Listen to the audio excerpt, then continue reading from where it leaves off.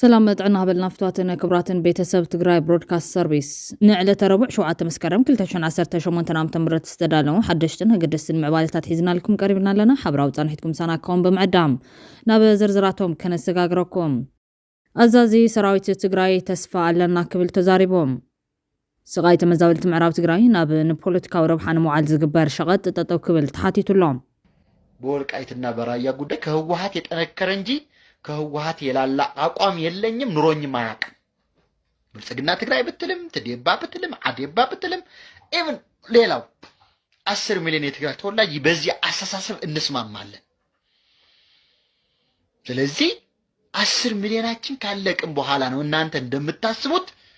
የራያና የወልቃይት መሬት ወደ አማራ ክልል ሊካለለው የሚችል አበድ حفشاوي وصيت تغارو تمهار 12 خفلي زمصوا وصيت بمنصر تابايتا زل خنتات كمسغاني غبا تبايلوم بتزامد حبريتا فولي بيت مرتي قلامينو زغاطمو صقم اتارار ما فتنا كم زتفتحن تمهارو ميتاوي كم زحلفونا بسيرلوم بخالي وغنا يتغيتاچو ردان ناي مدمار منغستي زسنبد مبرهيبوم ጥራን ህግደፍ ኣብ ሕብራት ሃገራት ሕብረት አፍሪካና አውስትራሊያን ሰማዕሲኑሎ ነዚ አዝውን ሐድሽ መግለጽ ከውጽ ተገዲዱሎም The situation in Ethiopia is spiraling out of control. Violence and destruction have reached alarming levels. The social fabric is being ripped apart. Hostilities in the Tigray region of Ethiopia must end now, including the immediate withdrawal and disengagement of Eritrean armed forces from Ethiopia. There is no military solution. Civilians are paying a horrific price. በራችን ሉዓላዊነታችን መከላከያ ሰራዊት ማስከበር አለበት። የማንፈልገው ባዕድ ሰራዊት ገባ። እኛ እኮ አንፈልግም። ፐርሰናሊ እንደ መከላከያ ይሰማናል። አገራችን ነው። የሚነሱ ችግሮች እናቃቸዋለን። ያመናል በራሱ ገባ። ይሄ ግልጽ መሆን ያለበት ይመስለኛል። ኤርትራ ሰራዊት ናና እኛን እርዳን ህሊናዬም አይፈቅድም። ችግራችን ውስጣችን ነው። በራሳችን መፍታት እንችላለን። ይሄን የምንፈታበት ያቅም ችግርም የለብንም። ኤርትራዊ አወል ስዒድ ነተጋሩ ናይ ሓባር ሓደጋ መጺና በማል ጻውዒ ተቀሪቡሎ በኻሊ ወገን ድማ አጀንዳ ዓሰብ ድኽምቲ ኤርትራ ብምፍጣር ተባሂሉ ብህግደፍ ስታለመ ተንኮል ይክብሉ ኤርትራውያን ገሊጾም ኣለው ነዚያቶምን ካልኦት ኣገድሲ ዝብል ናይ ምዕዋልታትን ከነካፍለኩም ኢና ምሳና ጽንሖም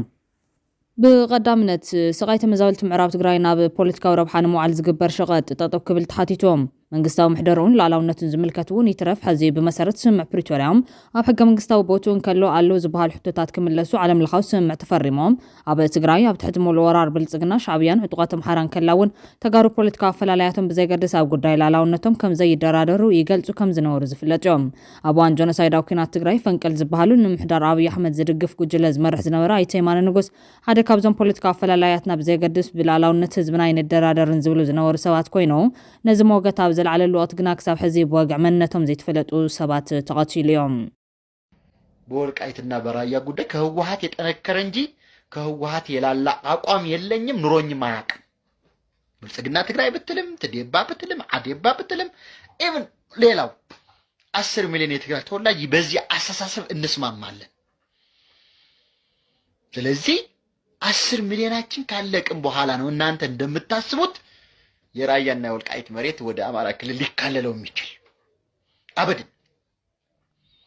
ኣብ ልዕሊ መራሕቲ ሕወሓት ክቱር ጸሌት ዝነበረ የማነ ንጉስ ኣብ ከባቢ ትውልዲ ዓዱ ዝተቐተለ ኮይኑ ጠንቅማ ተሊኡ ነዚ ሕቶ እዚ ኣበርቲዑ ብምምጓቱ ተወለድቲ ኣምሓራ ዝኾኑ ዕጡቃት ዶ ቀቲሎም ይኾኑ ዝብል ዘልዕል ኮይኑ ካልኦት ድማ ብወገን ትግራይ ብዝነበሩ ኣካላት ስጉም ተወሲዱሉ ዝብል ወረዝ ዝርግሑ ኣይተሳኖን ይኹን እምበር መትከል ኣይተ የማነ ንጉስ ታሪክ ተጋሩ ፖለቲካዊ ኣፈላላያቶም ብዘይገድስ ኣብ ጉዳይ ላዕላውነቶም ክደራደሩ ከም ዘይግባእ ኣብነታዊ ሰብ ኮይኑ ዝሓለፈ እዮም ሕዚ ድማ ትግራይ ሰኣን ንስምዕ ፕሪቶሪያ ብዋኑ ቀዳምነት ሂቡ ጉዳይ ላዕላውነትን ህዝብን መዕለብ ዝገብር መሪሕነት 3 ዓመታት ንፖለቲካዊ ስልጣን ክራጋሕ ጉዳይ ተመዛበልቲ ኣብ ሰለስተ ኣማራጽታት ተመቒሉ ክቕጽል ኣገዲድዮም ትግራይ ሕዚ እውን ኣብ ኢዳ ዘለዋ ኣማራጽታት ቀዳማይ ብሰላም ተላዚብካ ብዝኾነ መስርሕ መሰረት ጌርካ ተመዛበልቲ ምምላስ ካልኣይ ከምቲ ዝሓለፈ 5 ዓመታት ተመዛበልቲ ኣብ ኬንዳ መግለጽ እናውጽኻ ኩፍ ምባል ሳልሳይ ናብ ኩናት ምእታውን ኣብቲ ናይ ኩናት ውጽኢት ዕድልካ ምፍታን ኮይኖም ገለ ንስቓይ ተመዛበልቲ ክብለጹ ዝደልዩ ኣካላት ግና በቲ ሓደ ገጽ ንውድብ ቅድሚ ህዝቢ ብምስራዕ ንሕና ግዛታዊ ሓድነትናን ፖለቲካዊ ልዕልናናን ክሳብ እንረጋገጽ ተመዛበልቲ ክትምለሱ የብልኩመን ሕወሓት መቐለ ስለ ዘመሓደር ኣብ ኩሉ ከመሓደር ኣለዎም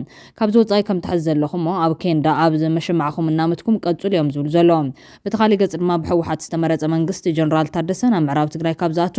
ምዕራብ ትግራይ ኣብ ትሕቲ ወረርቲ ሓይልታት ኣምሓራ ይቕጽል እቲ ኣብኡ ዝተመዛበለ ኮይኑ ኣብ ጸንሐ ተረፍ ጆኖሳይድ ዝኾነ ህዝቢ ድማ ብኣቢሉ ይጥፋእ ይውሓጥ ዝብል ጨካን ፍርዲ እዮም ዝህብ ዘለዎም ነዚ ውድብ ከይድሓነት ንምዕራብ ትግራይ ምእታው የለን ዝብል ኮነ ነዞም ሕወሓት ንምዕራብ ትግራይ ካብ ትምለስ ምዕራብ ትግራይ ካብ ትግራይ ይቆረስ ዝብሉ ክልተ ጫፋት ኣይፋልኩምን ዝብል ተቃውሞ ዘቕርቡ ዘለዎ ወገናት ግና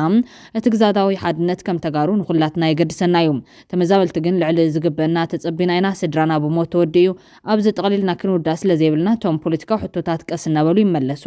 ኩሉ ፖለቲካዊ ሕቶ ብሓደ ግዜ ስለ ዘይምለስ ከም ጎራሕ ህፃን ዝሓዝናዮ ዳቦ እናበልዕና ካልእ ዳቦ እናሓተትና ንብካ ካልኦት ዕድላት ተተረኺቦም ጽቦም ካብ ወፃኢ ግን ሕዚ ብቐጥታ ብመሰረት ስምዕ ፕሪቶርያ ዝቖመ ውልድ ሕወሓትን ብልጽግናን ዝኾኑ ግዜያዊ ምሕዳር ዝመርሖ ፀጥታዊ ውሕስናን ናይ መንበርን ሕርሻን መሬትና ንሕታት እዚአን ተተረጋጊፀን ንገዛና ንመለስ ንብለለና ዝብል ዘየማታ ሓሳብ ኣቕሪቦም ኣለዎም ጉዳይ ላላውነት ምስ ፖለቲካዊ ራእያ ጌታቸው ወይ ደብረጽዮን ወይ እውን ጀነራል ታደሰ ፈጺሙ ክተሓዝ ከም ዘይብሉ ዝገልጹ እዞም ወገናት ብውዕል ፕሪቶርያ መሰረት ፌደራል መንግስቲ ምሕዳር ኣስመላሽ ኮሚቴ ይፍረስ ብውዕል ፕሪቶርያ መሰረት ዕጡቃት ኣምሓራ ካብ ምዕራብ ትግራይ የውፅም ምዕራብ ትግራይ ከም ኣካል ትግራይ መጠን ንዑ ዘንጸባርቕ ከባቢ ምሕዳር ይቆይሙ ንግዜያዊ ምሕዳር ትግራይ ተጸዋዕነት ይግበር ተወለድቲ ምዕራብ ትግራይ ዝኾኑ ነበር ዕጡቃት ኣምሓራ ይኹኑ ተጋሩ ኣብ ትሕቲ ጸጥታ ምሕዳር ትግራይ ይኹኖም ሓደሽቲ ሰፈርቲ ኣምሓራ ካብቲ ከባቢ ይልቀቑ ተወለድቲ ከባቢ ኣብቲ ግዜያዊ ምሕዳር ምዕራባዊ ዞባ ይሳተፎም ዝተመዛበለ ህዝብና ብዝተወደበ መልክዑ ናብ መረበቱ ይመለስ ዝብሉ ኮይኖም ኣብ ክልል እዚ ብልጽግና ይፈቅድ ዶ ብልጽግና ሕወሓት ምስ ሱዳን ክትራኸብ ኣይፈቅድን ድሌትና ብልዕሊ ብልጽግና ነገድደሉ መስርሕ ኣሎ ዶ ዝብል ሕቶታት ምልዓል ኣገዳሲ ምዃኑ እውን ኣይዘንግዑን ነዚ ዝኸውን ጥበብ ዝደሊ መፍትሒ ግና ምስ ፌደራል ተላዚብካ ናይ ፌደራል ድሌት እውን ብመጠኑ ናትካ ድሌት እውን ብመጠኑ ዘኸብር ማእኸላይ ነጥቢ ኣልሽካም ድሌታት ተመዛበልቲ ብውሕድ ውሕስ ዝገብር መስርሕ ተመዛበልቲ ናብ መረበቶም ክምለሱ ምግባር ቀዳማይ ስራሕ ክኸውን ከም ዝግባእ ብምሕባር ካብዚ ወጻኢ ግና ከምቲ ዝሓለፈ 5 ዓመታት ተመዛበልቲ ኣብ ኬንዳ ምጽናሕ ቀስ ብቐስ ብጥሜትን ሕማምን ምጽናት ፈጺሙ ተቐባልነት ከም ዘይብሉ ይገልጾም ካልእ ሰፊሕን ብዙሕ ዘይተኣማመንን ኣማራጺ ኩናት ምሕሳብ እውን ሓደገኛ ምዃኑ የጠንቅቁሎም ምስ ሻዕብያ ኮይንካ ይኹን በይንኻ ኩናት ምኽፋት ዝብል ኣማራጺ ንዝሓስቡ ኣካላት ጽምዶ ስለ ዝተባሃለ ሻዕብያ ይኣቱ እዩ ማለት ኣይኮነን ብርሑቕ ኣናእሽቱ ሓገዝ እናገበረ ሱቅ ክብል እውን ይኽእልዮም ዝብል መዘኻኸሪ ዝተዋሃቦም ኮይኑ ንብልጽግና ካብ ስልጣን ብምውራድ ክንስዕር ንኽእል ዲና ዝብል ሕቶ ብምልዓል ኣብዚ እንተተሳዒርና ኩሉ ክንስኡና ከም ንኽእል ምግንዛብ ኣገዳሲ ምዃኑ እውን ተሓቢሩሎም ካብዚ ሕልፍ ኢሉ ዋላ ሲዕርና ብልጽግና ምስ ኣውረድና ድሌታት ነሳኽዕሉ መድረክ ክንፈጥር ንኽእል ዲና ዝብል ሕቶ ምልዓል እውን ኣገዳሲ ምዃኑ ዝተገለጹ ኮይኖም ብልጽግና ወዲቑ እንተሲዕርና ድማ ካልኣይ ዙር ኩናት ምስ ኣምሓራ ኣሎም ናይ ሻዕብያ ኣሰላልፋ ምስ መን ክኸውን እዮም እዚ ጉዳይ ናብ ካልእ ናይ ፖለቲካ ኣሰላልፋ ክንኣቱ ኢና ሻዕብያ ልዕሊ ትግራይ ኣምሓራ ከም ዝመርጽ ብዙሓት ምልክታት ኣለው ጥራሕ ኣይኮነን ሻዕብያ ኣምሓራ ከም ዝመርጽ ጥርጣሬ ዘይብሉ እዮም እዚ ኩሉ ሕላኽላኻት ክሳብ ዝውዳእ እቲ ህዝቢ እውን ከይውዳእ ምጥንቃቕ ይግባእ ብማል ጉዳይ ተመዛበልቲ ካብ ፖለቲካዊ ቁማር ወፂኡ ኣብ ትሕቲ ግዜያዊ ምሕዳር ትግራይ ክኸውን መንግስቲ ኢትዮጵያ ድማ ካብ ሱዳን ሓገዝ ክረኽቡ እዮም ዝብል ስጋቱ ዘቃልል ሓሳብ ሒዝካ ምቕራብ ይግባእ ተባሂሉሎም ለባም መሪሕነት እንተዝህሉ ግን ውሽጣዊ ሓድነት ፈጢርካ ዓቕምኻ ኣደላድልካ ብልዕሊ ፌደራል ዘለካ ናይ መደራደሪ ዓቕሚ ሓፍ ብምባል እዚ ንክፍጠሩ ኣብ ክንዲ ጉጅላዊ ረብሓ ሓበራዊ ረብሓን ራእን ምቕዳም ሓቐፋዊ ሓበራዊ መንግስቲ ምምስራት ናብቲ ናይ 2013 ዓ.ም ናይ 8 ኣዋርሕ ዓቕሚ ዘምልስ መንገዲ ምእላሽ ንኹሉ ነቲ ሕዚ ገጢሙ ዘሎ ሓደጋታት ከቃልል ዝኽእል ዓብዪ ዓቕሚ ናይ ምምፃእ ዓቕሙ ልዑል ምዃኑ እዩ ዝግለጽ ዘሎ እንተኾነ ግን ለባም ልሂቅ ኮነ መሪሕነት ተሳኢኑ ጥራሕ ዘይኮነስ ምርዳእቢና ብስስዕን ኣንነትን ተኸፋፊልና ናብ ኩናት ንምእታው ክልተ ሰራዊት ኣዳሊና ኣለና ዝብል ተዓዘብቲ ሕዚ ዘሎ ኩነት ግና ወይ ዓቕሚ ከም ዘይብልካ ኣሚንካ ዓቕሚ ንምፍጣር ምቅላስ ወይ ኣብ መሬት ዘሎ ምቕባል እቲ ክልተ ኣማራፂ ምዃኑ ሓቢሮም ኣለዎም ብኻልእ ሓበሬታ ጆኖሳይዳዊ ጨፍጫፍ ሸራሮ ይዝከረሎም እዚ ዕለት እንትዝከር ቅድሚ 3 ዓመት በዛ ዕለት እዚኣ ልዕሊ 100 ንጹሃን ተጋሩ ብሰራዊት ኤርትራ ዝተጨፍጨፍሉ እዩ ዕለት እዮም ኣይንረስዕ ዝበፅሐና በደል ኩሉ ዓመት እናዘከርና ንወለዱታት ነሕልፎ ጆኖሳይድ ትግራይ ከይርስዕ ከይድገም መልእኽቲ ናይ ቅዱሳት ወገናት እዮም ሓፈሻዊ ውጽኢት ተጋሩ ተምሃሮ 12 ክፍሊ ዘምጽኦ ውጽኢት ብመንጸርታ ኣባይታ ዘሎ ኩነታት ክምስገን ይግባእ ተባሂሎም ብተዛማዲ ሓበሬታ ፍሉይ ቤት ትምህርቲ ቀላሚኖ ዘጋጠሞ ጸገም ኣተራርማ ፈተና ከም ዝተፈትሐን ተምሃሮ 100 ከም ዝሓለፉ ነበሲሮም እቲ ቤት ትምህርቲ ኣብ ዕላዊ ገጹ ከም ዝገለጹ ኩሎም ተምሃሮ ልዕሊ 50 ብምምጻን ካብዚኦም እቶም 9.5 ብምዝጋብን ሓሊፎም ኣለዎም ኣብ ዝረኸብዎ ውጽኢት ጠሚቱ ተወሳኺ ጥርዓን ዘለዎም ተምሃሮ ብውልቀ መመልካት ንክቕጽሉ እውን እቲ ፍሉይ ቤት ትምህርቲ ተሓሳሲቦም እዚ ከምዚ ኢሉ እንከሎ ውጽኢት ተጋሩ ተምሃሮ 12 ክፍሊ ዘምጽኦ ውጽኢት ብመንጸርታ ኣባይታ ዘሎ ኩነታት ክምስገን ይግባል ተባሂሉሎ ኣብ ኢትዮጵያ መተው ዩኒቨርሲቲ ዝኸውን ፈተና ካብ ዝወሰዱ ተምሃሮ 12 ክፍሊ 91.6 ተምሃሮ ክወድቁ እንከለዉ 8.4 ጥራሕ ሓሊፎም ኣብ ትግራይ እውን 8.3 ጥራሕ ምሕላፎም ተገሊጹሎ ኣብ ኢትዮጵያ ልዕሊ 585,000 ተምሃሮ ፈተና ዝወሰዱ እንትኸውን ካብዚኣቶም እቶም 8.4 ተፈተንቲ 50 ልዕሊን ብምምጻእ ብቐጥታ ናብ ዩኒቨርሲቲ ዘቱ ነጥቢ ክረኽቡ እንከለዉ ኣብ ትግራይ ድማ ኣብተን ጊዜያዊ ምሕዳር ትግራይ ዘመሓድረን ዘለዋ ወረዳታት ዝርከባ 247 ካልኣይ ብርኪ ኣብያተ ትምህርቶም ዝከታተሉ ዝነበሩ 35,037 ተምሃሮ ሃገራዊ መልክዕ ፈተና ወሲዶም እቶም 8.3 ተፈተንቲ 50 ልዕሊዮን ውጽኢት ብምዝጋብ ናብ ዩኒቨርሲቲ ብቐጥታ ዘቱ ነጥቢ ከም ዝረኸቡ እዩ ሓላፊ ቢሮ ትምህርቲ ትግራይ ዶክተር ኪሮስ ጉዕሽ ዝሓበሮም ብተመሳሳሊ መንገዲ ሚኒስተር ትምህርቲ ብርሃኑ ነጋ ዝሃቦ መግለጺ ኣብታ ሃገር 1249 ኣብያተ ትምህርቲ ዋላ ሓደ ተምሃራይ ከም ዘይሕለፋ ክዛረብ እንከሎ ካብዘን ከም ሃገር ዋላ ሓደ ተምሃራይ ዘይሕለፈ 1249 ኣብያተ ትምህርቲ እተን 49 ካብ ትግራይ ከም ዝኾና እውን ቢሮ ትምህርቲ ትግራይ ኣፍሊጡ ዘሎ በዚ ውጽኢት ዝሓረቑ ብዙሓት ክሳብ ዶክተር ኪሮስ ጉዕሽ ስልጣኑ ክለቅቕ ጎስጓሳት ዝጀመሩ ኮይኖም እቲ ዝተረኸበ ውጽኢት ብመንጽር ዘሎ ኩነታት ትግራይ ዝምስገን ዝበሉ ካልኦት ድማ ሕርቃና ምስ እኹል ምኽንያትን ተግባርን ይኹን ክብሉ ሞጊቶም ኣለዎም ተምሃሮ ንምንታይ ትሑት ውጽኢት ነጥብ ኣምጽኦም ንዝብል ሕቶም ስርዓተ ትምህርቲ ዘለዎ ኮይኑ ምናልባት ካልኦት ተወሰኽቲ ምኽንያታት ናይ ተዓዲ ፖለቲካዊ ቅልውላው ዓብላላይነት ማሕበራዊ ሚድያን ዲጂታል ዓለምን ናይ ተዓዲ ቀጻሊ ተስፋ ዘይምህላው ብትምህርቲ ጥራሕ ህይወቶም ከም ዘይቕየር ስለ ዝኣመኖም ዝተምሃረ ኣበይ በጽሐ ዝብል ረድኤት ስለ ዘለዎም ምሁር ተዋላዋላይ እዚ ዓዲ ብምሁራት እያ ትጠፍእ ዘላ ትምህርቲ ኣይፈቱን ትምህርቲ ብጣዕሚ የጸሊ ወዘተ ዝብል ፕሮፓጋንዳ ብናይ መንግስቲ ሚድያ ስለ ዝንዛሕ ንሰርቲፊኬት ጥራሕ ኢሉ ዝምሃር ምብዝሖም ንዓመታት ኣብ ዩኒቨርሲቲ ኣቲኻ ካብ መምሃር ብኣቋራጭ ሰርቲፊኬትን ምትኻብ ሃፍትን ምድላይ ብቕዓት መምሃራን ናይ መምሃር ድሌትን ወዘተረፈ ሓደ ወለዶ ሙሉእ እዩ ዝባኽን ዘሎ ዝብል መጠንቀቕታ ዝሃቦ ወገናት ድማ ትምህርቲ ቤታት ሙሉ ንሙሉ ዝወድቃሉ ኣጋጣሚ ምናልባት ኣብ ዓለም ንፈልማዋን ዝተፈጸመ ፍሽለት ከይኮነ ኣይተርፍን ክብልዮም ዝገልጽዎም ካልኦት እቲ ውጽኢት ብመንጽር ውጽኢት ናይቲ ሃገር ዝሓሸ እዩ ዝብሉ ወገናት ግና ኩነታት ትምህርቲ ትግራይ ብዝግባእ ንዝርዳእ ሰብ መምህር ኮይኑ መውዓሊኡ ኣብ ቤት ትምህርቲ ትግራይ ንዝገበረ ሰብ እቲ ዝተረኸበ ውጽኢት ብሃገር ደረጃ እንትነጻጸር ተምሃሮናን መምሃራናን ምስጋና ይግባኦም ብማል ካብ ዝተጸበናዮ ወጻኢ ምዃኑ ግና ተቐቢልና ክውንነት ንቀበል ክብሉ ሞጊቶም ኣለዎም ንምንታይ ዘይተጸበናዮ ውጽኢት ኮይኑ ዝብል ሕቶ ብምልዓል ድማ ትምህርቲ ትግራይ ካብ ትቐድሚ ኩናት ዝነበሮ ከም ሃገር መንግስቲ ብዝኣመነ ጥራሕ እኳ እንተወሲድና ናይ ጽፈት ይኹን ናይ ፍትሓውነት ጸገም ነይርዎ እዩ ኣብ 2015 ነቋፅራ ፈረንጂ ኣብ ዘፈር ልማት ትምህርቲ ከም ዝተመላኸተ መንግስቲ ብግልጺ ብሃገር ደረጃ ጽፈት ትምህርቲ ምውዳቑ ዝኣመነሉ እዮም እዚ ንትግራይ እውን ይምልከት ኮይኑ ግና ድሕሪ ኩናት ትምህርቲ ትግራይ በሪሱ እዩ እንተበልና ምግናን ኣይኮነን ኣብያተ ትምህርትና ፈሪሰን እየን ንብረተን ተጓሒሉ ወይ ተሰሪቑ ወይ ድማ ኮነ ተባሂሉ ከዓኑ ተገይሩ እዮም መምሃራና ሞይቶም ዝተረፉን ኣብ ሕማቅ ኩነታት ይርከቦም ተምሃሮና ይኹን ክፋል ትምህርቲ ማሕበረሰብና ተመዛቢሉ ስነ ልቦናዊ ማህሰይት በጽሕዎ ብሞት ዝተፈለዩና እውን ብዙሓት እዮም ብማል ሓደ ካብ ጠንቅታት ናይ ትጽቢት ዘይተገበረሉ ውጽኢት ምዃኑ ይገልጾም ቢሮ ትምህርቲ ትግራይ ኣብ ዝቐረባ ልዕሊ 14,000 መምሃራን ድሕሪ ዳግማይ ትምህርቲ ምጅማር ናብ ስርሖም የተመለሱን እቶም ዘሎ መምሃራን እውን ካብ ቢድናይ ስነ ልቦና ማህሰይት ዝበጽሖምን ብልክዑ ጥቕሞም ዘይተኸበረሎምን ናብሮኦም ንክመሓየሽ ዳርጋ ምንም ዘይሰርሐሎምን እዮም ሕሉፍ ማይ 17 ኣዋርሕ ዘይተኸፈሎምን ንክኽፈሎም ቤት ፍርድን ከይቀረ ዝተወሰነ እውን ኣብ ተግባር ዘይወዓለ እዮም ስርዓተ ትምህርትና እውን ፈሪስዮም እቶም ሕዚ ናብ ዩኒቨርሲቲ ኣይሓለፉን ኢልና እንዛረበሎም ተምሃሮ እውን ኣብ ጸገም ዝኾይኖም ዝተምሃሩ እዮም ከም መንግስቲ ትምህርቲ ብሳይንሳውን ቴክኒካውን ዓቕምታት ናይ ምምራሕን ምሕጋዝን ተዳኺሙ እዮም ብዙሓት ቤት ትምህርትታት መንበሪ ተመዛበልቲ ኮይነን እየን ሕዚ እውን ኮይነን ይርከባ ብዙሓት ምዕራብ ትግራይ ሓዊሱ ኣብ ትሕቲ ቁፅር ግዜያዊ መንግስቲ የለዋን እተን ዘለዋ እውን ግቡእን ብዝበፅሐና ዕንወት ልክዕ ናይ ዳግመ ሕውየት ስራሕ ኣይተገበራን ዋላ እኳ በዚ ኩሉ ብርሰት እናሓለፈ ትምህርቲ ትግራይ ንክሓዊ ብገበርቲ ሰናይ ብፌደራል መንግስቲ ይኹን ብውሽጥና ዝግበር ድጋፍ ብጣዕሚ ውሱን እዩ ዝብሉ እዞም ወገናት ንመረዳእታ ቢሮ ትምህርቲ ብምጥቃስ ድማ ዓቕሚ ዝፈቐዶ ጻዕሪ እንተተገበረ ናብ ቤት ትምህርቲ ክምለሱ ዝኽእሉ ተምሃሮ ዳርጋ ፍርቂኦም እዚ ማለት ልዕሊ 1 ሚልዮን ተምሃሮ ናብ ቤት ትምህርቲ የተመለሱን እቶም ዝተመለሱ እንተኾነ ብድኽነት ምህሮ ወይ ድኽዳኽ እንብሎ ዝተጠቕዖም ኢሎም ኣለዉ ትምህርቲ ትግራይ ዘለዎ ኩነታት ብምራይ ሕዚ ኣብ 12 ክፍሊ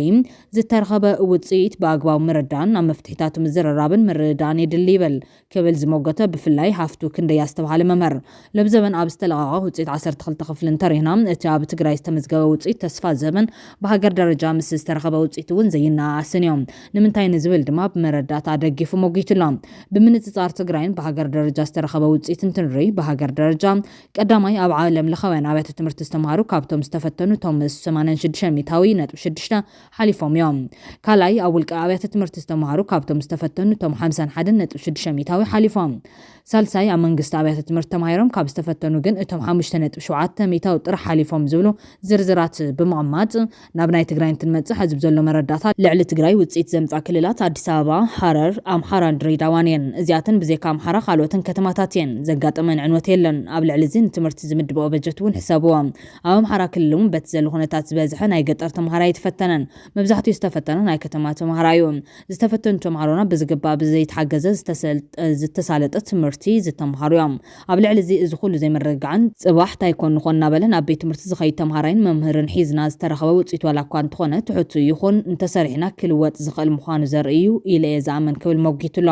ሕዚ ኸንታይ ንገበር ብማል ናብ መፍትሒ ዘምርሐ መምህር ሃፍቱ ክንደያ ኩሎም ኣብ ቤት ትምህርቲ ዝውዕሉ ተምሃሮ ክምሃሩን ካብ ናይ ድኽነት ምህሮ ከድሕኑን ጻዕሪ ምግባር የድሊ ክብል ተማሕጺኑሎም ብፍላይ ኣብዚ ቁጽሪ ሓደ ኣበርክቶ ዘለዎ መምሃራን ስለ ዝኾኑ ማሕበራውን ኢኮኖሚያውን ጸገማቶም ብዘለዓ ምፍታሕ የድሊ መምሃራን ምስ ካሊእ ሲቪል ሰርቫንት እናወዳደርና ንኸደ መንገዲ ምርኣይን ምስትንታን የድሊ እቲ ዘይተኸፈለ ውዙፍ ማያ ሕዚ እውን ይከፈል ኣብ ናብሮም ለውጢ ዘምጽኡ ስጉምታት ንውሰድ ኣይኮነን መምህርነት ምስ ካሊእ ሰራሕተኛ መንግስቲ ማዕረ እዩ ስለዚ ጸገሞም ካብ ካሊእ ኣይፍለን ስለዚ ምስ ሃገሮም ይፈታሕ ንብል እንተኾይና ድማ ኣብ ሕድሕድ ገዛና ዝመጸ ውድቀት ትምህርቲ ብጸጋ ንቀበል ኢሉሎም ካሊእ ብዝተኻለ መጠን ትምህርቲ ካብ ፖለቲካ ነውፅእ እዩ እዚ ማለት ኩልና ሃገር እንደሊ ንኹን ሕዚ ዘሎ መስርሕ ይቐጽል ንብል ሕዚ ዘሎ ፖለቲካዊ ስርዓት ንድግፍ ኣይንደግፍ ኣብ ትምህርቲ ኩልና ተመሳሳሊ ኣረዳድኣ ክህልወና ግድን እዮም እዚ ድማ ሙሉእ ምሕደሩ ይኹን ኣሰራርሑ ኩሉ ግዜ ዝቐበልን ሙሉእ ብሙሉእ ካብ መዓልታዊ ፖለቲካዊ ጉዳያት ነፃ ክኸውን ይግባእ ከም መጥቀሚ ፖለቲካዊ ኣጀንዳና ኣይንግበሮ ትምህርቲ ይፍለ እዩ ኢሉሎም ወሲኹ ድማ ስርዓተ ትምህርትና ንዕሪ እዚ ማለት ምስ ሃገራዊ ዝተገብሩ ፖሊሲ ለውጥታት ምስናትና እናተናኣሰ ድማ ኩሎም ተምሃሮና መምሃሪ መጽሓፍ ዝረኽቡሉ መንገዲ ንጽዓር ዝበለ መምህር ሃፍቱ ክንደያ ድላዩ ኣፈላላይ ይሃሊ ምስ ኩሎም ኣካላት ትምህርቲ ማለት እውን ሃገራዊ ይኹን ዓለማዊ ትካላት ሓቢርና ንስራሕ እቶም ዝተጀመሩ ስራሕቲ ምምሕያሽ ስርዓተ ትምህርቲ ብሰሞያ ይኹን ብፋይናንስ ነጠናኽሮም ክብል ለቦ ኣቕሪቡሎም ካሊእ ኣብ ትምህርቲ ዘሎ ሓፈሻዊ ኣረኣእያ ንዕሪ ብፍላይ ተምሃሮ ይኹን ወለዲ ምስቲ ሓፈሻዊ ምውዳእ ጽፈት ትምህርቲ ይኹን ትምህርቲ ንዕለታዊ ጥቕሚ ጥራሕ ጌርካ ምርኣይ ክንሰርሐሉ ይግባእ ኣብ ማሕበራዊ ይኹን ኣብ ስሩዕ ሚድያ ነጥፍ ሰባት ውድቀት እንትመጽእ ዓውዓ ምባል ዋላ እኳ ጽቡቕ እንትኾነ ኣብ ትኸይድ ምሕጋዝን ምእማትን ግን የድሊ ክብል ዝማዕዱ ኮይኖም ኣብ ፍትሓውነት ንስራሕ ዝብል ካሊእ ኣገዳሲ ዛዕባ ኣልዒሉሎም ንውልቀ ኣብያተ ትምህርቲ ጉቡእ ሓገዝ ናብካ ናይ መንግስቲ ኣብያተ ትምህርቲ ድማ ናብ ውልቀት ጽግዓሎ ምስራሕ የድሊ እዚ ድማ ይከኣል ኢሉሎም ኣብ መወዳእታ ኩልና ንመያየጠሉ ሕዚ እውን ካብ ጽርፍ እንዳህላን ወፂና ኩልና ብሓባር ንዘቲ ምክንያቱ ንዝርዝር ዘርዚርና ቀደም ሰዓብ ወፂና ብተግባር ንስራሕ እዚ ናይ ምሕደራ ትምህርቲ ሃሁ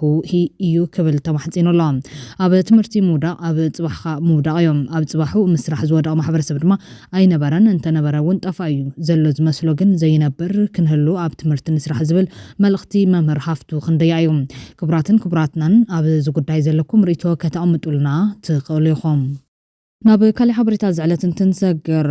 ኣይተ ጌታቸው ረዳን ናይ ምድማር መንግስቲ ዘሰንብድ መብርሂቦም ህልኽ መላፀይ ውሕጥ ዝብል ምሰላ ኣምሓሩ ብተግባር ዘመስከሩ ዘለው ፖለቲከኛታት ሕወሓት ኔትወርክ ሳሙራይኑስን ኔትወርክ ጌታቸው ስፋን ብዝብል ተኸፋፊሎም ኣብ 2010 ዓ.ም ናይ አዲስ አበባ ዝነበረ ስልጣኖም ንኦሮማራ ኣረኪቦም ፍርቆም ንመቐለ ከም ዝመጹ ፍርቆም ድማ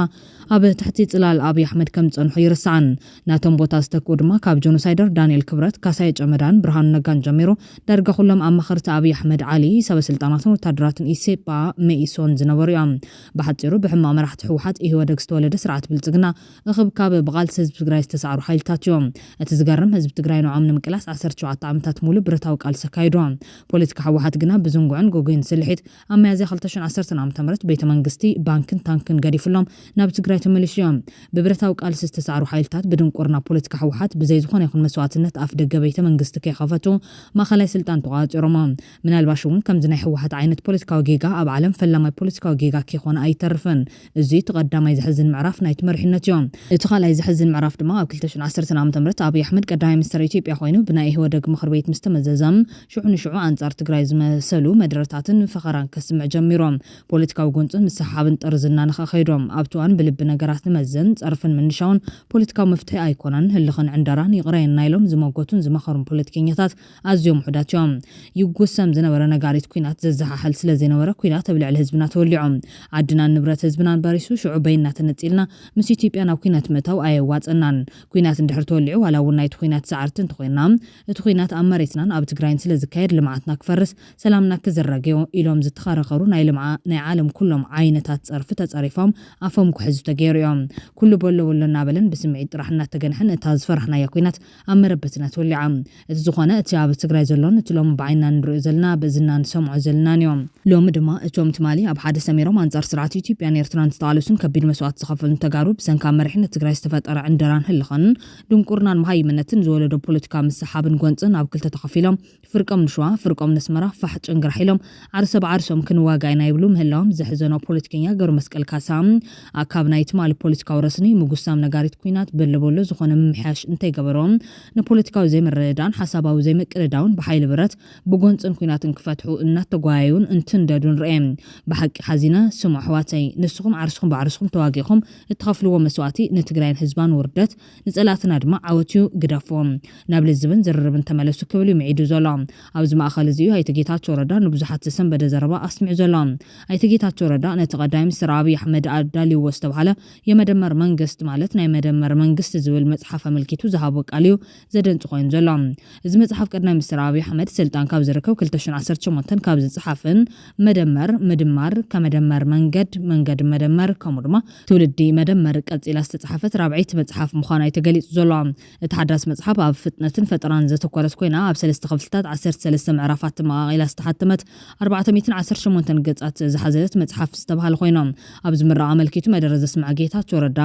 ድሕሪ ነዊሕ ምስ ዛብ ፍልጠት ዝተመርኮሰ ትንታነ ምፅንባሪ ሕጉስ ክብል ተሰሚዖም ኣስዒቡ ድማ ነታ መፅሓፍ ካብ መጀመርያ ክሳብ መወዳእታ ንሃገርና ዘጋጥማ ዘሎ ፀገማት ዝምርምርን ብድሕሪ ድማ መፍትሒ ዝወሃበሉ ኣንፈታት ዝርዝርን ስለዝኾነ ግዜ ወሲድና ክንዛተየሉ ዝግበአና ዓብይ ሰነድ ክብል ሞጊሶም ኣይተ ጌታቸው ቀዳማይ ሕታም ናይታ መፅሓፍ ምንባብ ብምዝካር ኣሉታዊ ሓሳባት ንምውፃእ ከም ዘንበቦን ገሊፆም እዚ ዘረባ ንብዙሓት ዝሰንበደ ኮይኑሎ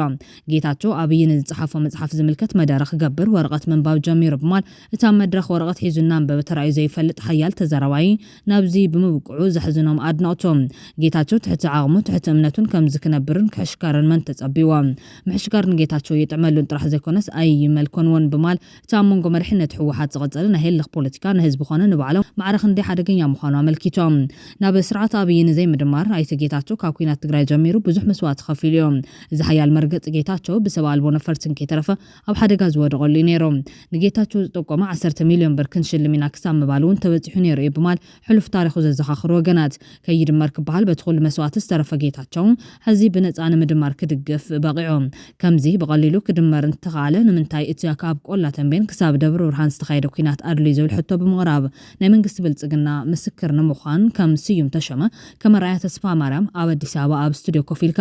ኣብይ 1000 ዓመት ግዛእ ምባል እኹል ነይሩ ክብሎም ደምዲሞም ዘለዎም የሚደረግ ጥረት ውስጥ የላዕላይ መዋቅር ለውጥ ቅድሚያ እንስጠው የሚለው አይ ቲንክ ትልቅ መነሻ ነው የሚል እምነት አለኝ። በዚህ ጽሑፍ ውስጥ የራስን አቅም ስለመጠቀም፣ ሚዛን ስለመጠበቅ፣ ስላቃፊነት፣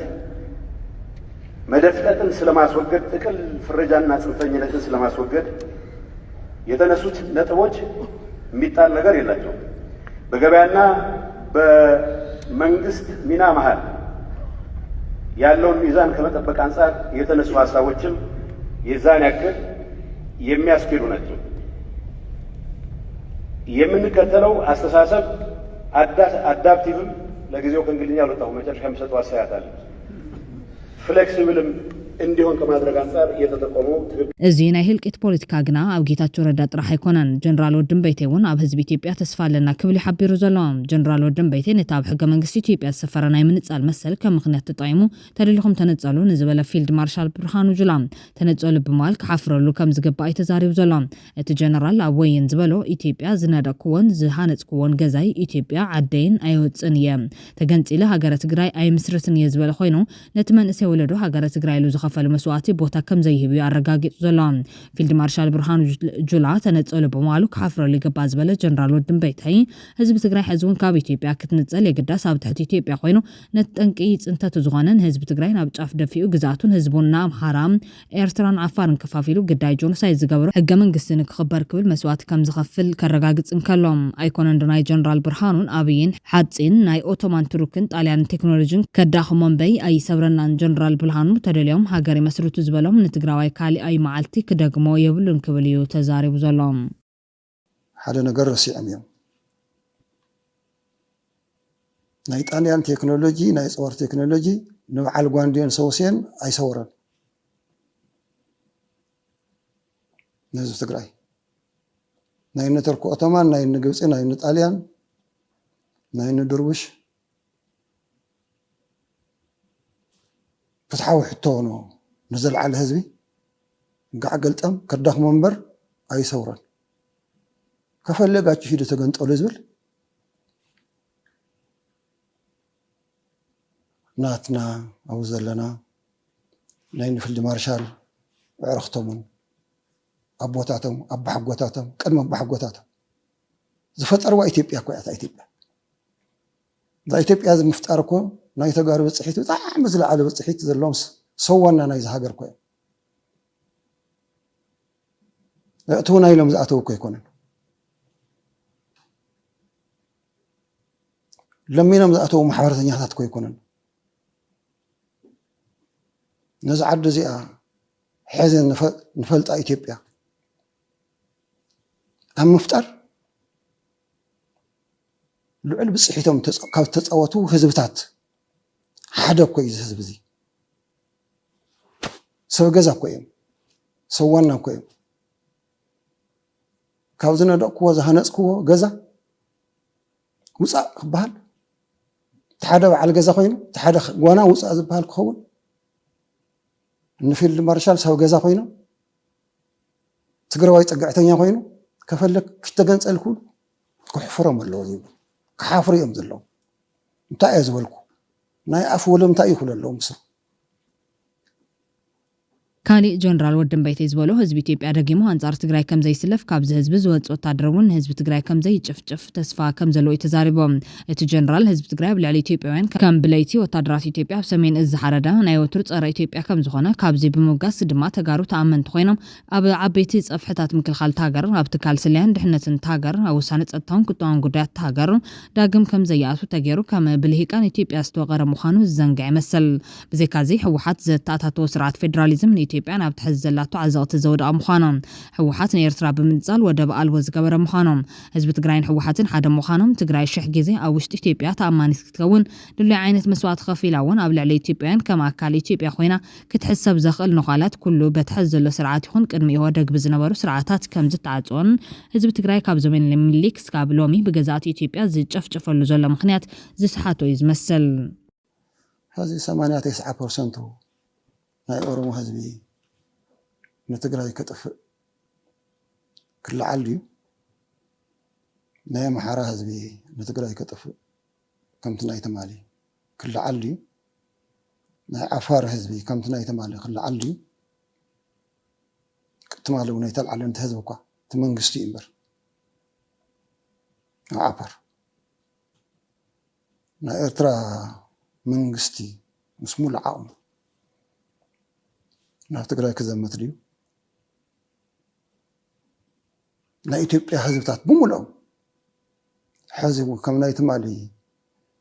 ጁንታ ጨጉረ ለወጥ ክብሉ ድዮም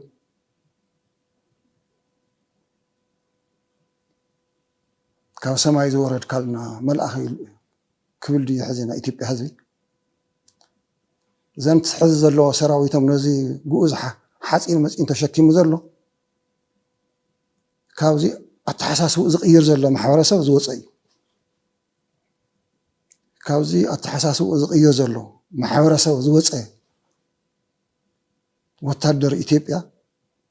ከምቲ ናይ ትማሊ ተታሊሉ ጅንታ ኢሉ ምስ ብሉእ ልቡ ንትግራይ ክትኮስ ድዩ ወይስ ይኣኽለና እዚ ህዝቢ እዚ እንታይ ገበረ ክብል እዩ ጀነራል ወድን በይተይ ኣይውዕልዎን ዝብሎም ዘሎ ወታደራት ኢትዮጵያ ሰራዊት ኤርትራ ንምንታይ ኣትዩ ንዝብል ሕቶ ዝሃብዎ ናይ 2013 ዓ.ም ምላሽ እኹል ምስክር እዮም ይሄ አጋ ማነው ኤርትራዊ ለምን አይወጡም ምናምን ለሚለው ያው እኔ እንኳን መናገር አልችልም ተውት ይሄ ይቅርብኝ ወደ እነሱ አልሸሽም ወደ ሱዳን ነው የጠፋሁት ግን ግማሽ ሰራዊት ወደዛ ነው የገባው ያው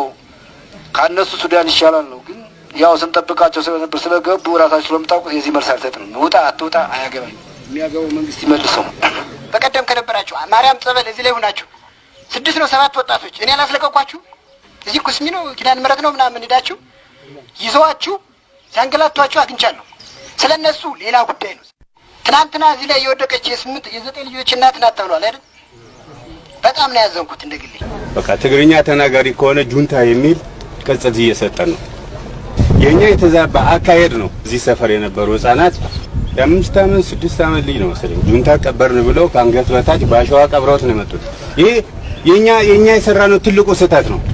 አሁን አስገድዶ መድፈር 2 ሰው ነበረ መጀመሪያ እዚህ በዛ ዓለም ማር ብለው ግን አሁንም እንደገና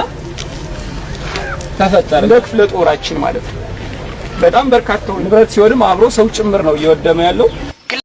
ሰዎች አቁመው የሚፈትሹ አግኝተናል አስረናል አንድ ሽማግሌ ያለ ብራስ መልሸለታል 6000 ምናምን ተመልሷል በ2000 ተካክደዋል ብሩን እንመልሳለን ከራሱ ደሞዝም ይሁን ራሱ የሚመን እንመልሳለን ከዚህ ውጪ ግን እኛ ንጹህ ነን እናንተ ደግሞ ችግር አላችሁ እያልን ግን አይደለም ዛሬ አንድ ዲሃ ምስኪን ወርቅ ሽጣ ማን ነው ጠላ ሽጣ ወይም ደግሞ ገሾ ሽጣ 10 ብር 5 ብር ገዝቶ ሊያልፍነት አይደለም ሰካራም ነው እንደዛ የሚያደርገው ሌባ ነው መከላከያም እኮ ላብራቶሪ የለውም መርምሮ አያመጣም ሌላው በጣም የሚያስጠላው አሁን የውንብድና ተግባር ነው ዘረፋ ይባላል ግን ውንብድና ነው ከማህበረሰቡ የምንለየው እነሱን ልንጠብቅ ነው ኃላፊነት የተሰጠን ሚሊተሪ የለበሰ እኛ ግን እነሱን ልንጠብቅ ቀርቶ እያስፈራራን እየቀማናቸው ነው እስካሁን ድረስ እስከ ትናንትና ቀን ድረስ ሰራዊታችን ዘረፋ ላይ ብራው 200 ብር ልጁን ደብድበው 200 ብር ተቀበሉት ኪስ ውስጥ ጤፍና ስንዴ የሚሰርቃለ አሁን ግን የተገቡ መኪናዎች ልናስረክባቸው ስንል ከጠቅላይ ሚኒስትሩ ደብዳቤ ደረሰን ማንንም መኪና ማንንም እንዳይወስደው ባለበት መዝግባቸው አምጡ ተብሎ ተመዝግበው ሄደዋል ማመለስ አንችልም መከላከያ እስቲመርሰው ተስመኛ መከላከያ ነው የምንለው ጠቅላይ ሚኒስትሩ ይዟቸዋል ኣብ ሞዳታም ላዕላውነት ጥሒሱ ጆኖሳይድ ዝፈጸመ ስርዓት ህግደፍ ላዕላውነት ተመልኪቱ ዘቕርቦ ዘሎ ኣብያት ሰማዕሲኢኖም ህግደፍ ንዞባዊ ሰላምን ኣህጉራዊ ሕግን ሓደጋ ዘቃልዕ ዕንደራ ክብል ሓድሽ ኣብ ዘርግሖ መግለፂ እዚ ብላዕሎት ሰበስልጣን ካድረታት ነጠፍቲ ማሕበራዊ መራኸቢታትን ካልኦት ኣካላትን ብመንገዲ ማዕኸናት ዜና መደረታት ድግሳትን ካልእ ኣጋጣሚታትን ዝደጋገም ዘሎ ጽዑቕ ዜናዊ ዘመታ ንኢትዮጵያ ጥራሕ ዘይኮነ ንሰፊሕ ዞባና ጠንቂ ዘይምርግጋዕ ክኸውን ዝኽእል ዕንደራ ክብል እዩ ገሊጹ ዘሎ እቲ ዋና ጸሓፊ ሕቡራት ሃገራትን ከይተረፈ ኣብ እዋን ኩናት ትግራይ ላዕላውነት ጥሒስካ ክብሎን ከሎ ነፃውዒት ነፂጉ ጆኖሳይድ ዝፈጸመ ስርዓት ሕዚ ተገምጢሎም ሰበስልጣን ብልጽግና ሕልፍ ሓሊፎም ነቲ ብምጉዕጻጽ ኣህጉራዊ ሕጊ ብተሃዲድ ሕልሚ ምውናን ዜናትካ መስኮት ባሕሪ ከም ተፈጥራውን ዘይተርፍ ገይሮም ብጉራ ክዛረቡ ይስምዑ ኣለው ክብል ከሲሶም እቲ ኣብ ቅድሚ ዓለም ኣህጉራዊ ሕጊ ብተደጋጋሚ ዝጠሓሰ ስርዓት ወሲኾም ኤርትራ ምስ ጎረባብቲ ሃገራት ክትተሓባበር ፀገም ከም ዘይብላ በኣንጻሩ ኣብ ኣህጉራዊ ሕጊ ዝተሰረተ ብግሉጽነት ዝተየሎን ብግቡእ ቅጥዕታት ዝትግባርን ስምምዕነት ንክህሎም ብዘይ ምስልካይ ክትሰርሕ ፀኒሓላ ዝበለ ኮይና ኢትዮጵያ ተኸተለ ዘላ ብሓይሊ ዜናትካ ክትውንን ናይ ምድላይ ስትራቴጂ ክንዮ ዶባታ ዝኸይድ ሓደገኛ ክስተት እዮም ብቕልውላዋት ክሕመስ ንፀንሐ ተነቃፊ ዞባ ንኻልእ ሓደጋ ዘቃልዕ ኣብ መንጎ ሃገራት እዚ ዞባ ዘይምትእማን ዘስፈን ከምኡውን ዕድላት ምትሕጋዝ ዘማህመን ክብል ኣጠንቂቑሎ ይኹን እምበር ነዚ ተደጋጋሚ መግለፂ ህግደፍ ዝድግፍ ዝኾነ መግለፂ ካብ ዝኾነ ከባቢ ዓለም ኣይወፅን ዘሎ ይህ ግልጽ መሆን ያለበት ይመስለኛል ኤርትራ ሰራዊት ናና እኛን እርዳን ህሊናዬም አይፈቅድም ችግራችን ውስጣችን ነው በራሳችን መፍታት እንችላለን ይህን የምንፈታበት ያቅም ችግርም የለብንም እቲ ንሕብረት ኣፍሪካ ብምስትንዓቕ ዝፍለጥ ስርዓት ህግደፍ ሎም በፂሑ ንዓንቀጻት ናይቲ ሕብረት ሃሰስ ክብል ዝፈትን ኮይኖም እዚ ብቐንዱ ናብ ላዕላውነትን ግዛታዊ ሓድነትን ኤርትራ ዘነጻጸረ ሓደገኛን ዘይሓላፍነታውን ስጋታት ንሃናፂ ውዕል ኣፍሪካዊ ሕብረት ቻርተር ሕቡራት ሃገራት ከምኡውን ንቐንዲ መትከላት ኣህጉራዊ ሕጊ ዝጥሕስ እዮም ነዚ ጽዋዚ ሕጋውነት ምሃብ ኮነ ምጽዋር ዕሽሽ ምባል ንላዕላዊ መሰላት ኤርትራ ዘናሹ ጥራሕ ዘይኮነ ነቲ ግጭት ንምክልኻል ኣህጉራዊ ማሕበረሰብ ንምርኳስ መጻውር ዘባህመንዩ ኢሉላም ህግደፍ ዛጊድና ሕብራት ሀገራት አውስትራሊያ ዝርከቦም አካላት ጥራና ቀሪቡ ዝኾነ ወጋዕ ምላሽ ይተዋቦን ስርዓት ህግደፍ ይትረፍ ካብ ዓለም ለኻውያን አካላት ደገፍ ክረከቡ ካብ ገዛ ዜጋታት እውን ደገፍ ሲኑ ናብ ተጋሩ ቀባሕባሕ ይብል ከም ዘሎ ዝፍለጥዮም ጉዳይ ዓሰብ ድኽምቲ ኤርትራ ብምፍጣር ተዋሂሉ ብህግደፍ ዝታለመ ተንኮል ይክብሉ ኤርትራውያን እውን እናገለጾም ዘለዎም ድኽምቲ ኤርትራ ብምፍጣር ኩሉ ግዜ ህዝብና አፍርሕ መንባር ኢትዮጵያ ቀይሕ ባሕሪ ክወስድ ውግህ ገብርየ استراتيجي إسياس زبلو زم إرتراوين إسياس حزبنا بخامي يفرح يرعد صبو غيرو زفلت متالل سبيوم حزبنا أبها غرو قاسيون كينبر فرمسواتون ناصمنتون لالاونتون كي يستمغر قطوا فطيرو دخنت محور አገልግሎት ስደት ጸልማት ከያሊ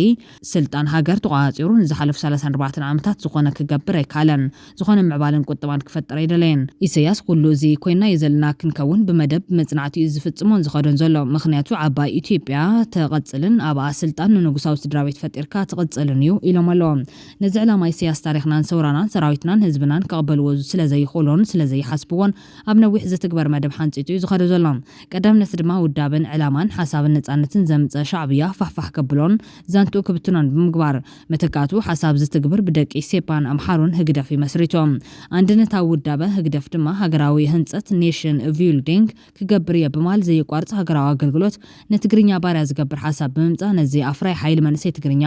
ኃይሉ ከዳኽሞን ከጥፎን ውሕድ ደሞዝ ኩናት ዘይብቁዕ ወታደራዊ ቀረብ ስድራቤታዊ ምብትታን ማሰርቲ ክህሉ ብምግባር ሰራዊትና ካብ ሰራዊት ዓለም ተነጺሉ ዘይ ዘመናዊ ሰራዊት እኹል ስነፍልጠት ስልጠናስ ዘይብሉ በመደብ ኢሳያስ ግዳይ ክኸውን ኪል ይክብሉውን ወይሰምዮም ወሲኾም ድማ ብዝዋን ኮይና ክንሪዮን ከለና ከይደ ኢሳያስ ኩሉ ኣብ ተሓዛ ታሪኽና ጉዳይ ላላውነትና ቁጠባና ሰራዊትና ስርዓት ትምህርትና መሬትና ኩሉ ምስቲ ዘይغير ዕላሙ ኢትዮጵያዊ ሓሳብን ዕላማን ተዋሂዱ ዝኸይድዮም ኢትዮጵያ ጸላኢት ታሪኽና ዋንነትና መንነትና ባህርና ክብርታትና ላላውነትና ነጻነትና ከም ዝኾነት ሕዚ ኣይኮና ንፈልጥ ንዝሓለፉ 1800 ዓመታት ብዙሕ ወረራን ጨፍጫፍና ገበረት ሃገርና ዋንነትና ከተስነና ያዕሪፋ ዘይትፈልጥ ሃገር ያ ንሕና ነዚ ኩሉ ሓሊፍና ሃገር መስኮና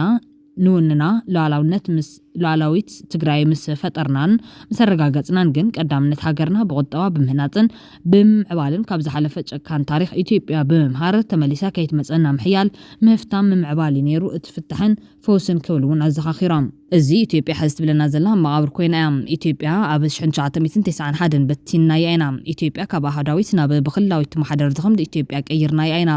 ኢትዮጵያ ዳግማይ ከይትብተን እንኮ ዝቃለስ ኃይሊ ኢሳያስ ስግደፍ ጥራሕዮም ሕዚ ካብ ኩሉ ግዜ ኣፍርሕ ኢትዮጵያ መጸትና ክትወረና ያ ባህርና ክትወስድ ያ ዝብል ሃገራዊ ስጋት መንባር ነስጋት ከም ዘይምለሰናን ዳግማይ ከም ዘይመጸናን መረጋጋጽ ጥራሕን እዩ እንኮ ፍታሕ ኢሎመሎም ኣብ መወዳታ ድማ ስለዚ ነዚ ሃገራዊ ፍርሒ በሃገራዊ ኃይልን ብቃዕትን ምትካዩ መድሕንን ሃገራዊ ቅሳነትን ሃገራዊ ፍታሕን በማል መፍትሒ ኣሚጠመሎም ነዚ ደገፍ ዛኑ ህግደፋውያን ድማ ነተጋሩ ብሽምጽምዶ ናይ ሓባር ሓደጋ ይመጽና ለዝብሉ ዘለው ኮይኖም ቅዋም ብዙሓት ተጋሩ ግን ዓርስና ኺልና ናትኩም ናይ ብልጽግናን ዕጡቃት አምሓራን ጆኖሳይዳዊ ኩናት መኪትና ኢና ዓርስኩም ከኣሉ ዝብል እዮም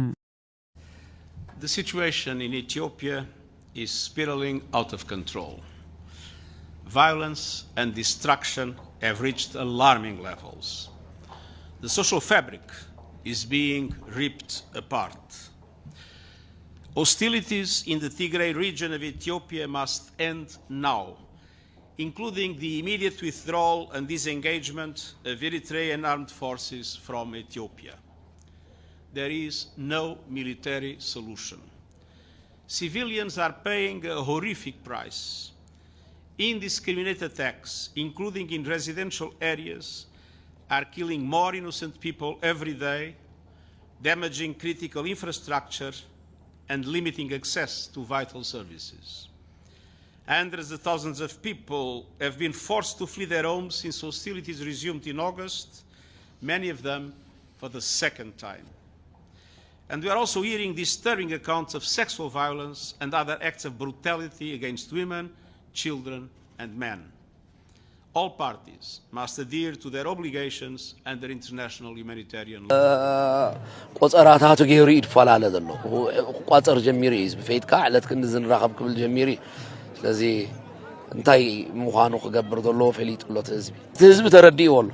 70-80%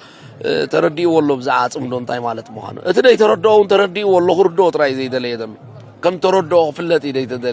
ይደለየ ዘሎ ስለዚ እንታይ ይመስለካ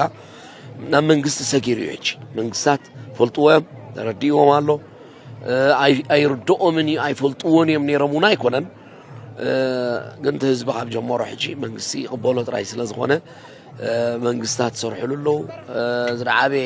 ናይ ሓባር ሓደጋ መፀና ስለ ዘሎ ከዓኒ ብዘላቕነት ክልቲኦም ነዚ ህዝቢ እናረኣዩ ተናቢቦም ክሰርሑ ኣለዎም